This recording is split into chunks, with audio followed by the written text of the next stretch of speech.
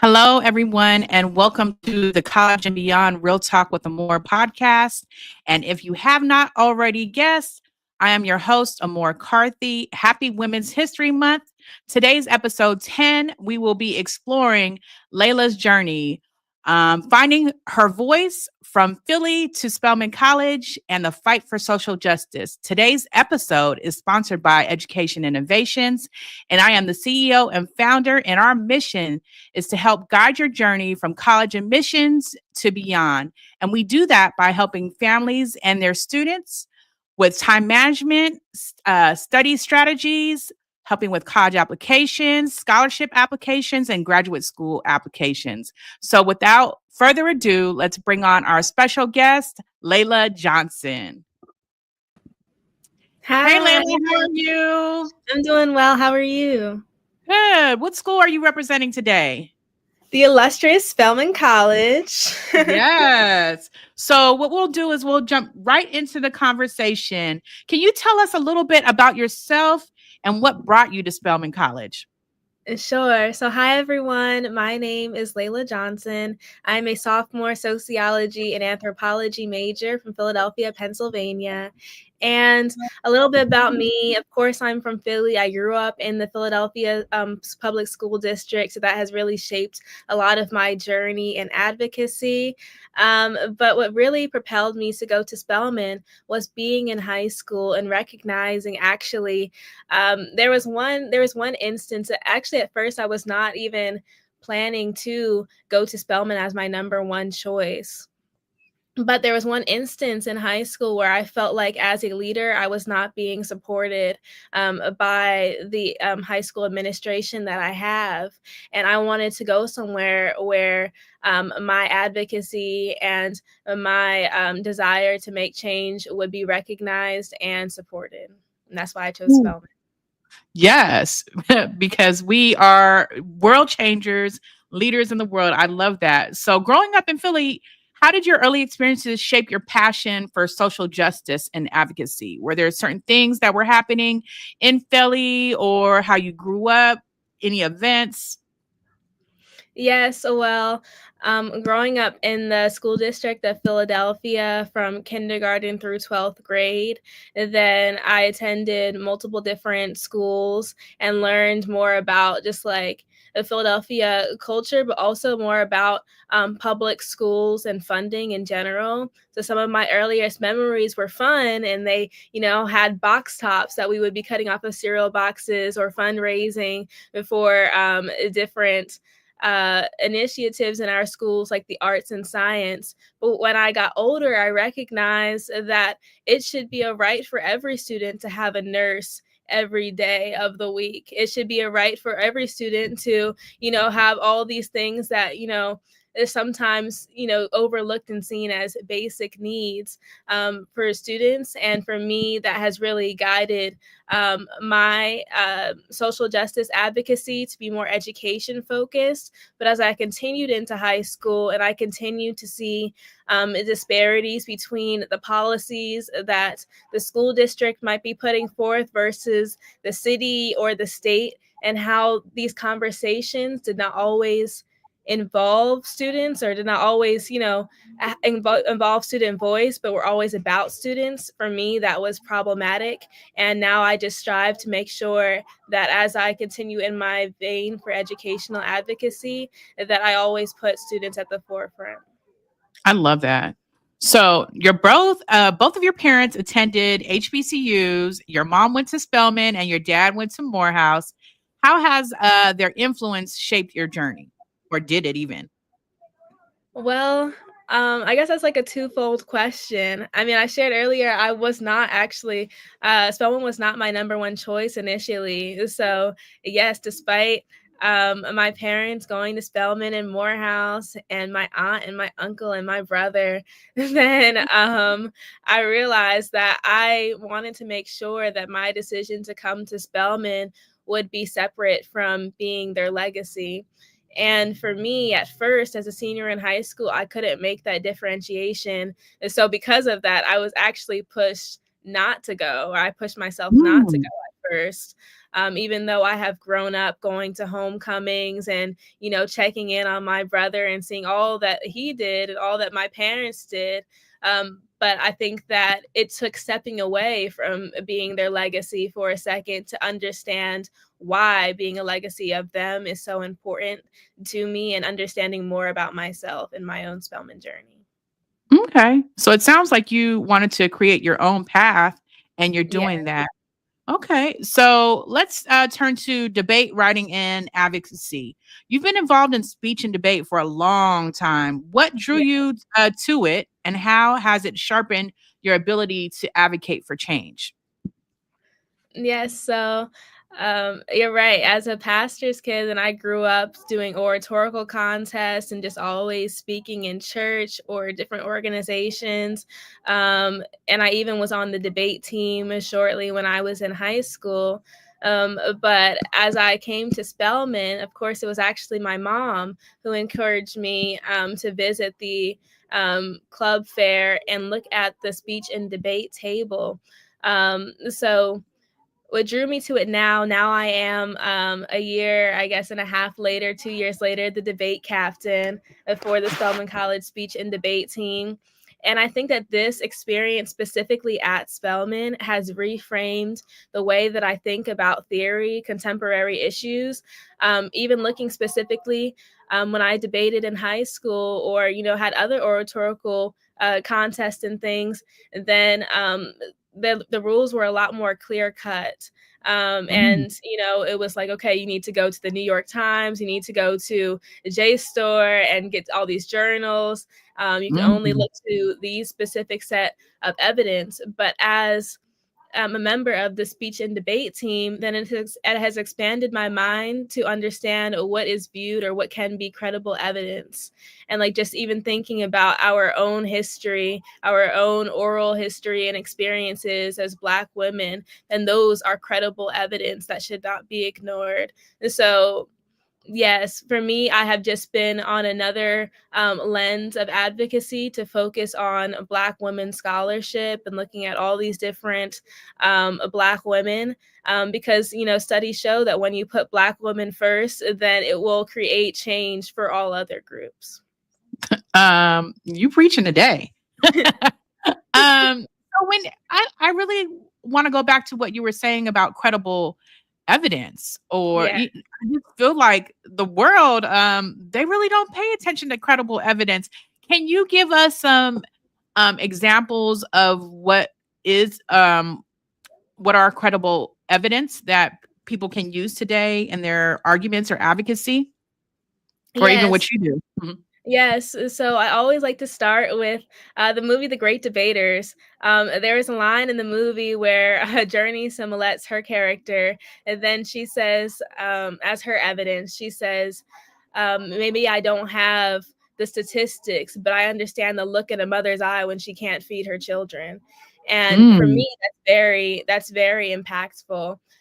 But even looking further than that, like some tangible things would be Juliana Richardson's The History Makers, which is the largest archive of Black oral history since the WPA slave narratives, and just understanding the credibility of that. She mhm, has different interviews with even Barack Obama before he became president, and understanding how that is credible, hearing from the primary source.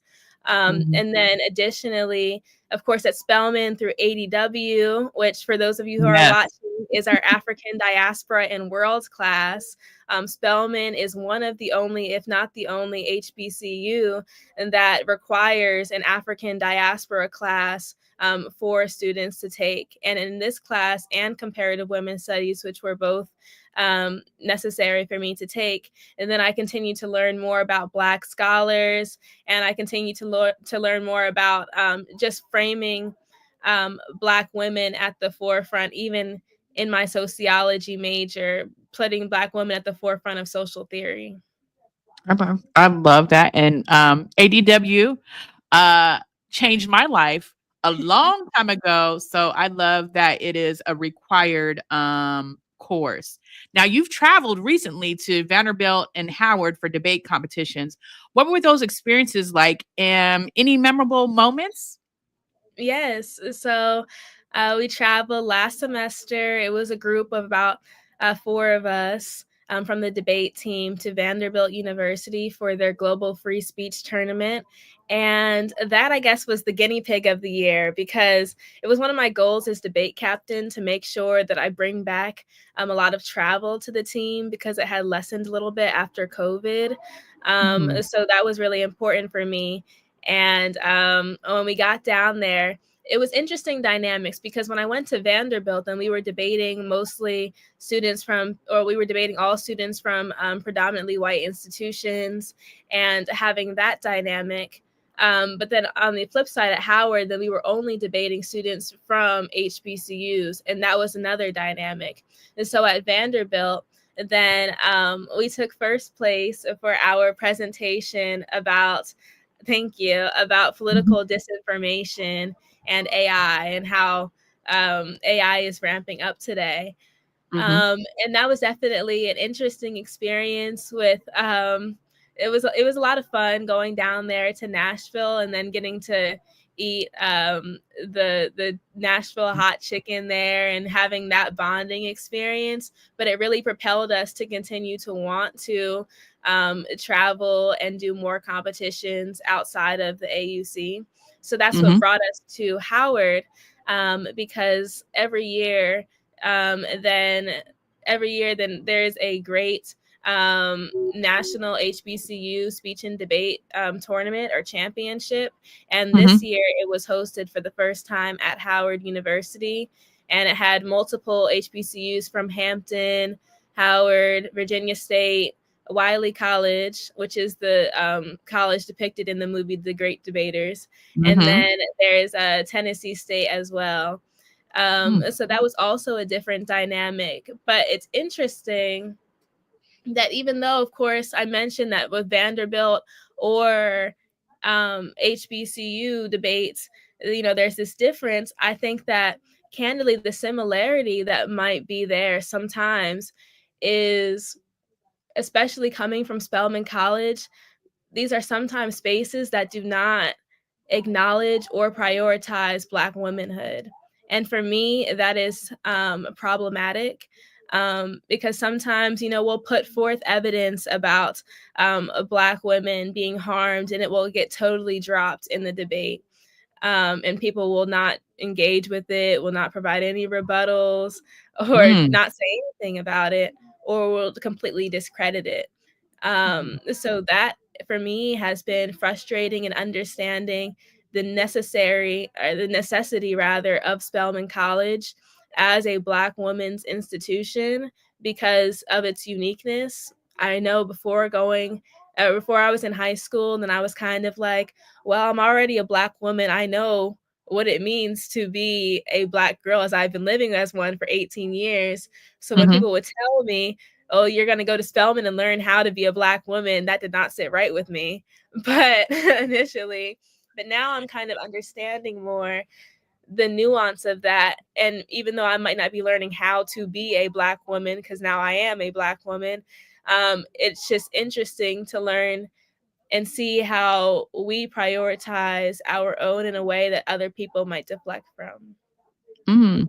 So when you said people said you would learn how to be a Black woman, do you think that you're learning different perspectives of being a Black woman in the world that you might not have understood prior to coming to Spelman? I think to an extent, yes.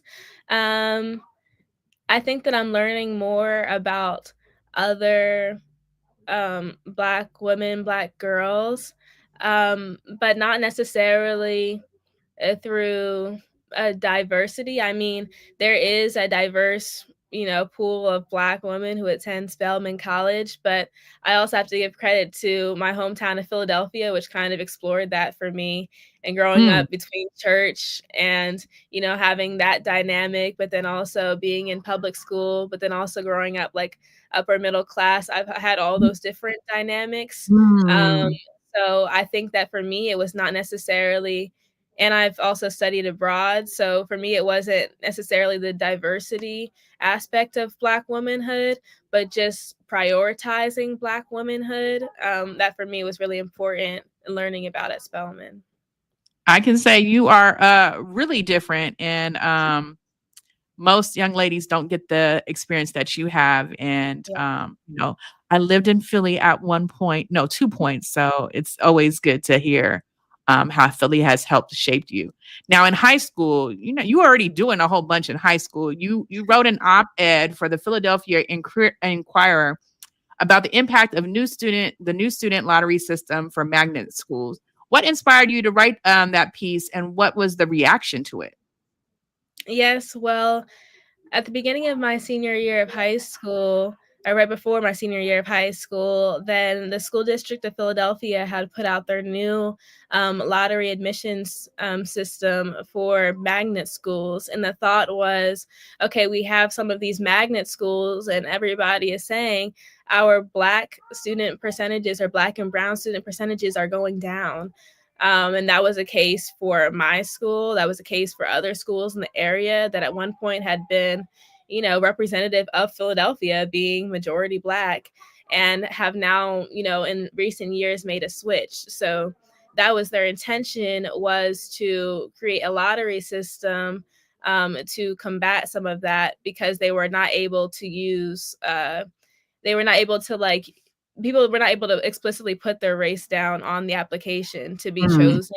So it wasn't mhm, that affirmative action-ish situation, but they said, okay, well, because Philadelphia is still in some ways redlined, then we can mhm, understand that if we're looking at different zip codes, then we can mhm, assume that if you're coming from this zip code, then you might be this race, and we need you in mm, the school. So they put more priority on certain zip codes. But the problem with that is, what I recognize is that a lot of Black and Brown students did, in fact, come into my school and, other magnet schools around the area. mhm, And of course, this is post COVID, so it's a lot of different dynamics going on in schooling. But, students who are Black and Brown, when they would act out or have different issues in their classes or behavioral issues, and mhm. then not only students but teachers would refer to them as lottery kids, and they would Oh, say yes, which we now know today. that's um wild. Yes, which, yeah, as in this world of anti-DEI and DEI hire, we know what that means. And Mhm, so we had a bunch of students who were in school, and they were so excited to come, and might have been the first from their middle school to come to these magnet high schools. But then when they get there, they are not fully supported, and instead are seen as only being qualified there because of their race, because of all these other different factors. And so mhm, for me, that was an issue at the beginning of the year. And as the African American Student Union president in my school, AASU president in my school at that time, and then I set up different things at the beginning of the year, like our welcome cookout, and to Oh, have nice. a fun way, with fried chicken and collard Mhm, greens and everything like that, mhm, just to welcome students into our school and know that they had a community and a safe space there.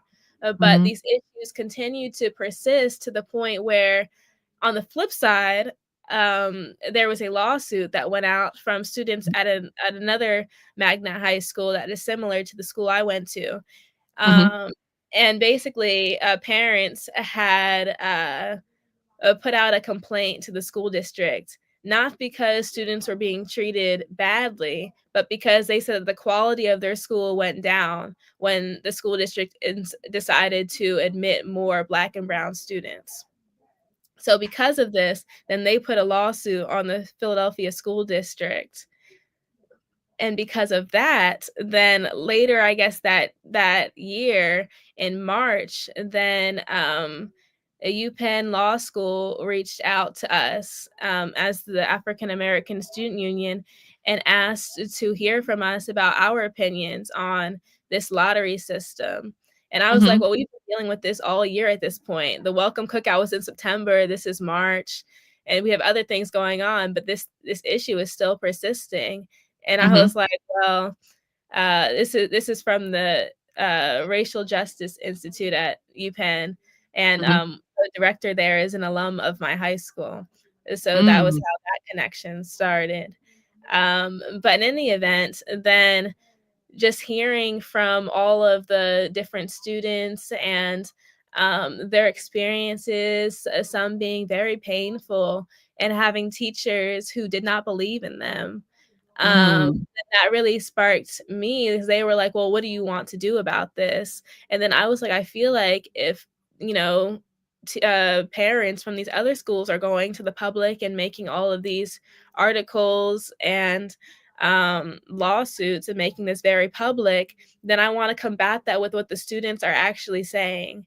Because I didn't Right. disagree necessarily with the parents that the system was flawed, but I Mhm. did disagree with the implementation of how it was practiced and the lack of support for students once they were actually admitted. So that Mhm. led me to create this opinion article with two other of my AASU members and put that in the Inquirer in the following June. I like how you gave us the background of that. I mean, I remember following you when you were in high school and seeing that article, but you giving us the background, makes it really clear and real. And I really appreciate how you advocated at such a young age for maybe your peers who did not have the um maybe wherewithal to write Right. articles like that and then deal with adults and deal with the public. So, I'm thanking you for them, even though that was in the past. So now that you are at Spelman and you're part of the social justice program, can you tell us about the work you do there and what issues are most important to you? Yes, so I'm in the Spelman Social Justice Program. Right now, I'm an associate, and I they have different initiatives. I'm in the Voter and Education Equity Initiative.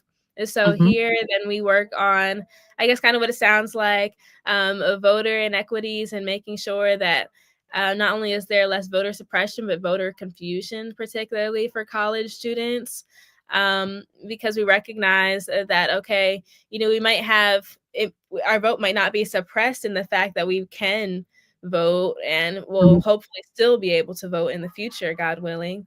But anyway, different states have different requirements, and that for me was very problematic, because there are again no national standards for absentee voting and things, and for people who don't decide to vote by mail, then this isn't a pressing issue. mhm, Um, but we recognize that there are deeper issues than just people being able to register for vote or be able to vote in person on election day. mhm, Because for college students, specifically out of state college students, there are all these different things. So, for example, I'm from Philadelphia. I voted by mail 3 times now. And mhm. Yay. because the way that my birthday falls and everything, I'm never in Philadelphia to vote. So I can't press the button, which is Mhm, also sad, kind of, because I want to press the button. But anyway, um, yes. So I guess I had to look into it because I was like, why is this? A few years ago, then Governor Wolf had put it into law that we had put a bunch of like voter protections into law for Pennsylvania, and some of those protections included that we would be able to apply for our absentee ballot online, and mhm. that the Pennsylvania government rather would pay for the postage, so we didn't have to Right. pay for postage. But that's not Mhm, true across other states. I have friends in the AUC who are from states like Texas, and mhm. they have a whole different process where they can't apply online for a mail-in ballot. They have to print out the application, Yep. mail it to the people, and then get their mail-in ballot sent back to them. Other people from other states might be able to fill out their ballot online. So it's all these different issues, and if you don't do everything with your I's dotted and your T's crossed, and your application or your ballot will not be counted. So in the social justice program, then we work towards making sure that voter confusion is not a pressing issue in the AUC. and even just registering people or being able to register people in the state of Georgia who might be having these issues in their own home states, so that they might be able to vote either by mail or in person on election day to make that easier for them. On the Mhm. education aspect of that, we see a lot of different education policies being rolled back now with anti-CRT, which has been ramping up for, I guess, the last 5 years now, and banning books and, Ron DeSantis, don't say gay, and all these different things. So And there, I then do we want talk to I do want to interrupt you real quick with the yes, CRT because people don't understand critical race theory. Critical race theory is not taught in high yes, school or elementary school. When I learned it, I was actually in my graduate school program at Temple University in my African American Studies program. So the right. likelihood of your kid learning CRT is 0%, because the majority of teachers across America, who mainly are white women, do not learn that. Okay, now back to our Yes. program. I'm sorry. Yes, and to that point, even in Georgia, then they have passed a bill in the recent years, of course, um, banning divisive concepts in schooling, and You mean the what that truth, would the look facts? like. Yes, for the sake of a white student's feelings. Well, what So about our feelings? What about our feelings?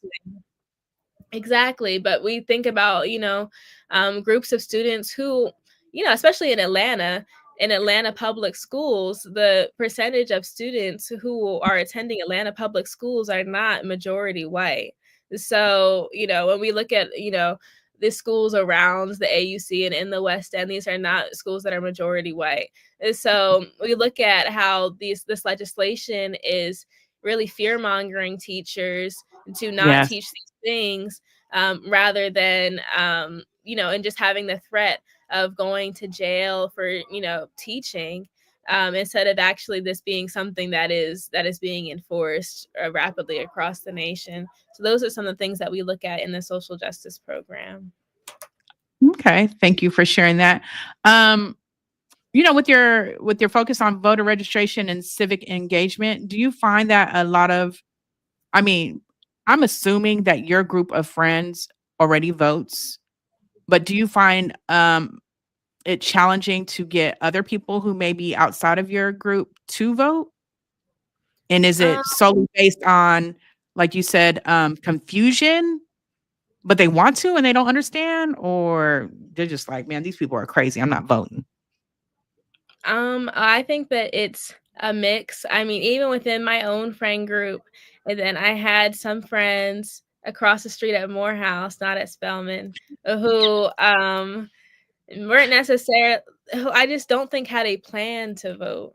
Like they just seems Mhm, like, and I don't know, nonchalant, ambivalent to it. mhm, mhm, And being the friend that I am, I was like, you absolutely cannot be. So I had their names and like date of birth, all their information in a spreadsheet, and I would call the county elections for them and be like, no, you need to make sure that you vote. But I think that particularly in the AUC and the HBCUs, there is enough incentive for voter education. So I don't think, and I think that a lot of people do get out to vote. I haven't been around any, if many people who have not voted in this last election. mhm, But I think that, also as we're moving forward, this last election is kind of an anomaly, where some people, they're like, I need to vote. I have to vote as, the first Black woman who mhm, might be president on the ballot. I need to vote, or I don't want Donald Trump in office, even though that's what happened. I need to mm, vote. But I mhm. think that moving forward, we need to be strategic about getting people to vote when it's not a historic election, quote unquote, or just like in their regular Local primary, elec things like Yep. that. Mhm, Because I think that a lot of times, just across the nation, college students in general, just young people in general, and then we might jump to conclusions sometimes about our elected officials without looking through everything that they had said on their campaign, or looking through what they said they were going to do, or they said they were Mhm. not going to do, before we might get upset. That's true. So now we are at almost 30 minutes. Do you have an extra 10 minutes or you have to go? I have an extra 10 minutes. Okay, thank you. So, changing to education study abroad and your future plans. Now you have the opportunity to study abroad in Santiago. Is that correct? Yes. Okay. Now, how did that experience impact your perspective on activism and social justice? Yes, I got the opportunity to go for 2 weeks abroad in Santiago, Chile, and that was really amazing, because there I learned about our course there. It was again 2 weeks over this last summer, and our course was about global leadership, specifically like women in leadership.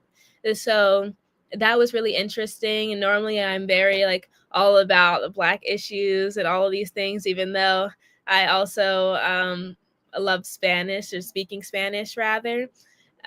So for me, it was just a whole different experience to learn about another culture, and just learning about what women's leadership looks like in Chile, from our women program leaders, and seeing how they're thriving and everything. So we got to go to the Ministry of the Environment, which is like the department of the U.S. Department of Environment, but the Santiago version. And so Mm, that was really cool, and just seeing how women are taking up spaces of leadership in their culture, but then also like the protections that they have for women as well. Like we were looking at different social movements that were happening in Santiago, and how it's very civically engaged, and even just decentering our American lens, but also understanding like after the murder of George Floyd and all of the social protests that were happening, in our own local cities and across our nation, they continue to spark movements across the world. And we even saw that in Santiago, with people saying, okay, this was wrong in America, and I'm protesting against that, but this is also what's wrong in our current country, and this is what we need to mm, fight against. And seeing mm. that was really interesting for us. I love that. So let's see. Dean Spence is your advisor, right? Yes. How has her mentorship influenced your academic and advocacy work? Yes, Dean Spence is my advisor, or Dr. Spence now. Um, and I mean, of course, for anyone who's watching, Dr. Spence is a Spelman legend. She graduated in 1979 from Spelman, and has continued to work here and pour into generations of students. So being under her advisement has been really an honor, as she is my sociology major advisor. But she's also the first class that we have to take in sociology. It's an 8 a.m. with Dr. Spence. Hey, So yes, 8 a.m. yeah. Tuesday, Thursday. She does not offer any other time periods. That is the first class we have to take for our major. And so I took that last semester. Um, she's like, well, I like to wake up early. So, this is when we Yes. gonna have class. I was like, okay. But I think that just Dr. Spence really encourages us to think critically and think outside of the box. She always says, don't use all statements. So when we're saying, oh, well, all Black people do this, well, all Mm, Black women do this, or, all white mhm, people do this, and she's like, well, who are mhm, you talking about? You need to disaggregate the data and understand. You need to have some evidence to back up what you're saying, because otherwise you're just talking, but you're not thinking critically. And so for that, and then that has really continued to inform the way that I not only speak and think about speaking and theories and everything, but just mhm, informs my daily life. mm. Now, I like I said, she is a legend. Yeah. Um, Dean Spence is the reason why I finished at Spelman. She helped me get the first UPS scholarship. So without her, I would not have been able to finish Spelman. Now, let's see. Where do you see yourself in the future? And do you plan to continue working in advocacy, policy, law, or another field?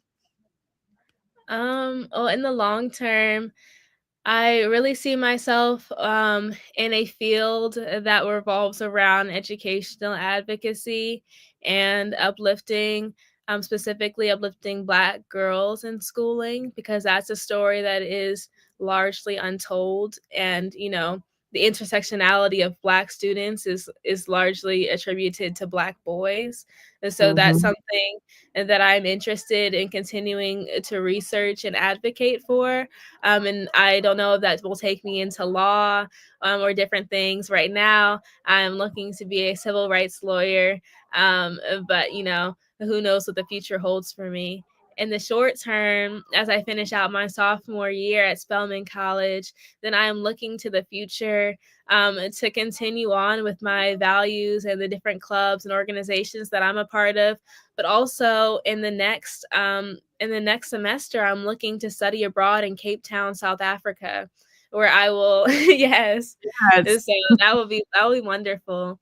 Mhm. And there, then I will get the opportunity to go all across the country of South Africa and learn more about post-apartheid South African educational policies, which I am very interested in, and just learn more about the different culture in general.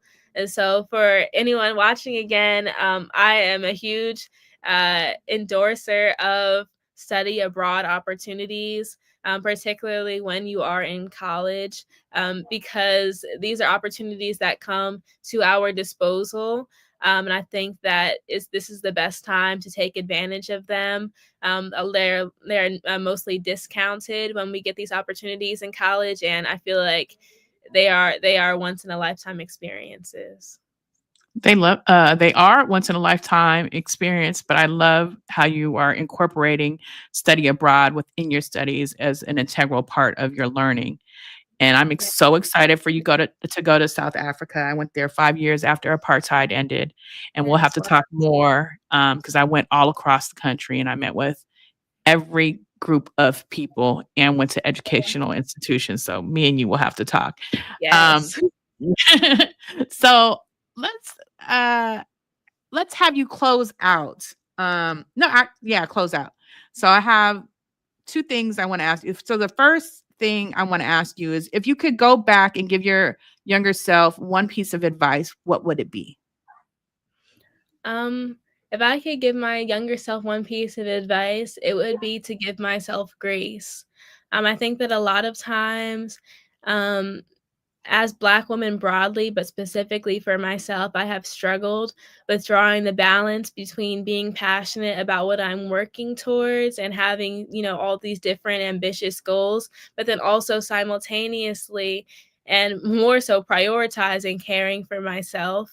And this has been a trend for generations, but for me, I would just want to go back and tell my younger self, like, I can slow down a little bit and make sure that I am working towards caring for myself, and just know that everything that I'm doing, I'm going to continue to have my steps ordered. So that's what I would give my younger self. Okay. And what advice would you not what if advice would you give? Why don't you close out this episode, and what advice do you want to give to our audience about life or going to college?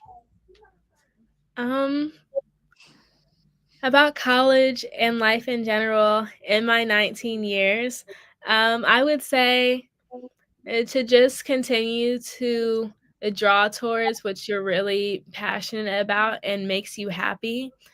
I know for me in high school, then there was, I was in the IB program. For others of you, then you might be in AP or honors classes, or just, really trekking it in school and having a lot of pressure, or feeling a lot of pressure on what college to go to, how high your SAT score should be. And, I need to do this in order to get here and everything. I would just say, to slow down and just to do what makes you happy. Because at the end of the day, um, that's the thing that really matters. And, people who might be putting this pressure on you, or who you feel like you're getting pressure from to be all these things or do all these things, it really is not going to matter in years to come. I mean, even when you come to Spelman, people around you may have gotten waitlisted originally, or may have had a hard time getting here, or, they struggled on their first and their second SAT before they got here. I don't know that, so all I know is that we're here now. So I would just say to make sure that you are prioritizing your happiness. Okay. And where can the people follow you in your journey? You can follow me on LinkedIn at Laila R. Johnson, as it is put here, as I continue to post about my educational journey. Okay. Thank you so much. Bye, everyone. Thank you. Bye.